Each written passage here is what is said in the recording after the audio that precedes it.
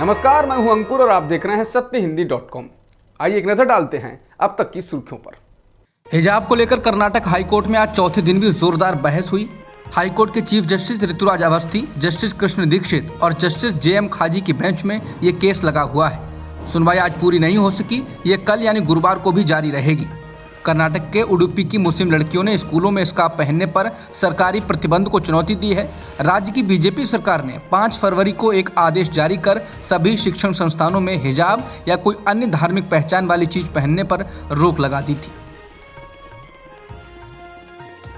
हिजाब विवाद को लेकर सुनवाई के दौरान याचिकाकर्ता लड़कियों के वकील रवि वर्मा कुमार ने जजों से सवाल किया कि जब दुपट्टे, चूड़ियां, पगड़ी, क्रॉस और बिंदी जैसे सैकड़ों धार्मिक प्रतीक रोजाना पहने जा रहे हैं तो हिजाब को क्यों अलग किया जा रहा है।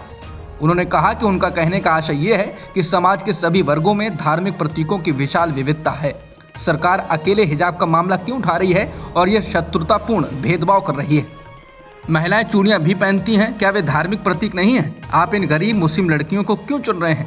वकील वर्मा ने कहा कि ऐसा सिर्फ उनके धर्म के कारण हो रहा है, उन्हें क्लास से बाहर भेजा जा रहा है। वहीं एक बिंदी पहनने वाली लड़की को बाहर नहीं भेजा जाता है, चूड़ी पहनने वाली लड़की बाहर नहीं भेजी जाती है, एक ईसाई क्रॉस पहने हुए बाहर नहीं भेजा जाता है। पंजाब के CM चरणजीत सिंह चन्नी ने प्रियंका गांधी के सामने अरविंद केजरीवाल का नाम लिए बिना उनको यूपी बिहार का भैया कहा, जिस पर अरविंद केजरीवाल ने आपत्ति जताई है।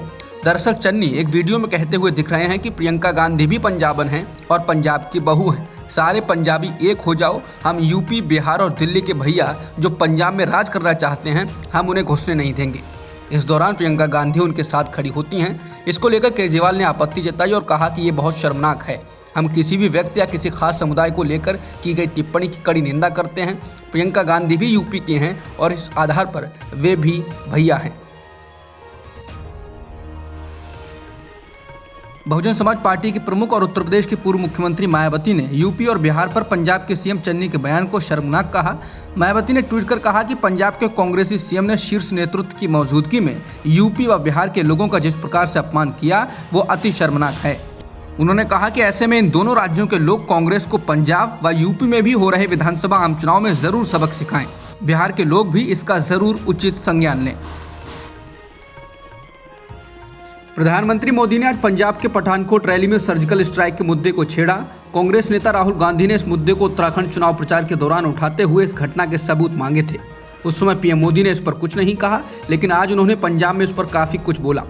मोदी ने कांग्रेस पर 2016 के पठानकोट हमले के दौरान शहीद हुए सैनिकों के बलिदान का अपमान करने का आरोप लगाया।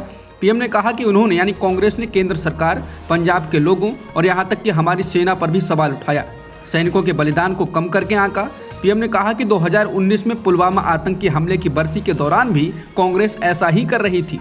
पुलवामा की बरसी पर भी उन्होंने अपनी पाप लीला जारी रखी। PM मोदी ने पंजाब में रैली को संबोधित करते हुए आम आदमी पार्टी को भी घेरा। PM मोदी ने आम आदमी पार्टी पर हमला बोलते हुए उसे कांग्रेस पार्टी की फोटोकॉपी करार दिया। उन्होंने कहा कि कांग्रेस पार्टी की करतूतों का साथ देने के लिए अब उन्हें पार्टनर इन क्राइम भी मिल गया है। आप देखिए कितनी समानता है दोनों दलों में। जब अयोध्या में राम मंदिर बनता है तो दोनों मिलकर विरोध करते हैं। पंजाब और उत्तर प्रदेश में विधानसभा चुनाव के बीच गुरु रविदास जयंती के मौके पर बुधवार को तमाम राजनीतिक दलों के नेताओं ने रविदास मंदिरों में जाकर मत्था टेका। प्रधानमंत्री मोदी दिल्ली के करोल बाग में स्थित रविदास मंदिर भी पहुंचे। पंजाब के मुख्यमंत्री चरणजीत सिंह चन्नी भी बुधवार को तड़के वाराणसी में स्थित गुरु रविदास की जन्मस्थली पर पहुंचे और शीश नवाया। उत्तर प्रदेश के मुख्यमंत्री योगी आदित्यनाथ और कांग्रेस सांसद राहुल गांधी व महासचिव प्रियंका गांधी वाड्रा भी संत रविदास के मंदिर पहुंचे। प्रधानमंत्री मोदी ने मंदिर में मौजूद श्रद्धालुओं के साथ भजन कीर्तन किया और संत रविदास के नाम का पटका भी पहना, जबकि मुख्यमंत्री चरणजीत सिंह चन्नी ने संत रविदास की प्रतिमा के सामने ध्यान लगाया और प्रार्थना की।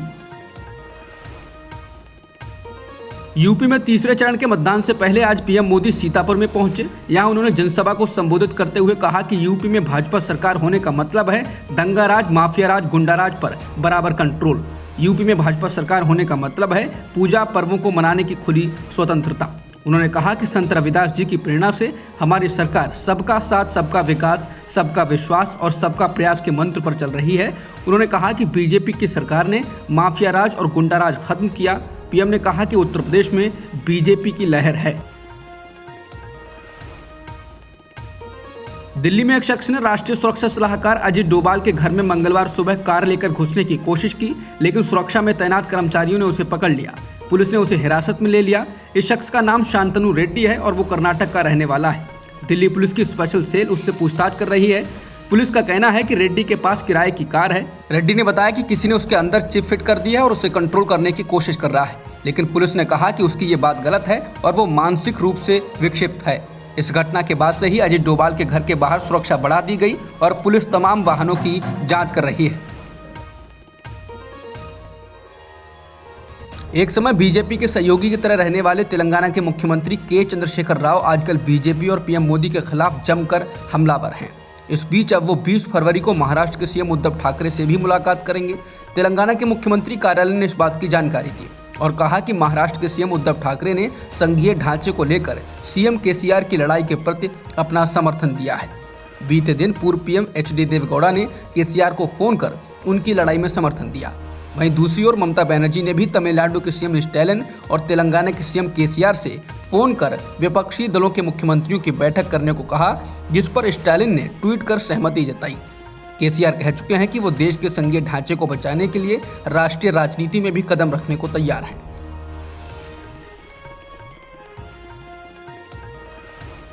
यूक्रेन में रूस के संभावित हमले के बीच भारत सरकार ने यूक्रेन में रह रहे अपने नागरिकों से कहा कि वो घबराएं नहीं।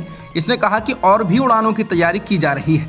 सरकार की ये प्रतिक्रिया तब आई है जब इस तरह की शिकायतें आ रही हैं कि फ्लाइट के टिकट नहीं मिल पा रहे हैं। फ्लाइट का टिकट लोग इसलिए भी चाह रहे हैं कि यूक्रेन में गहराते संकट के बीच भारत ने मंगलवार को यूक्रेन में अपने नागरिकों को अस्थायी रूप से देश छोड़ने पर विचार करने की सलाह दी। कीव में भारतीय दूतावास ने एक बयान में कहा कि यूक्रेन में मौजूदा स्थिति की अनिश्चितताओं को देखते हुए भारतीय नागरिक, विशेष रूप से ऐसे छात्र जिनका रहना जरूरी नहीं है, अस्थायी रूप से छोड़ने पर विचार कर सकते हैं। आज फिर से भारत ने इस संबंध में बयान जारी किया।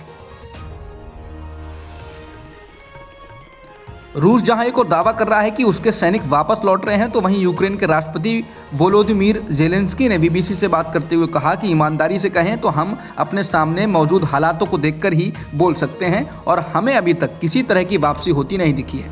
हमने सिर्फ इस बारे में सुना है।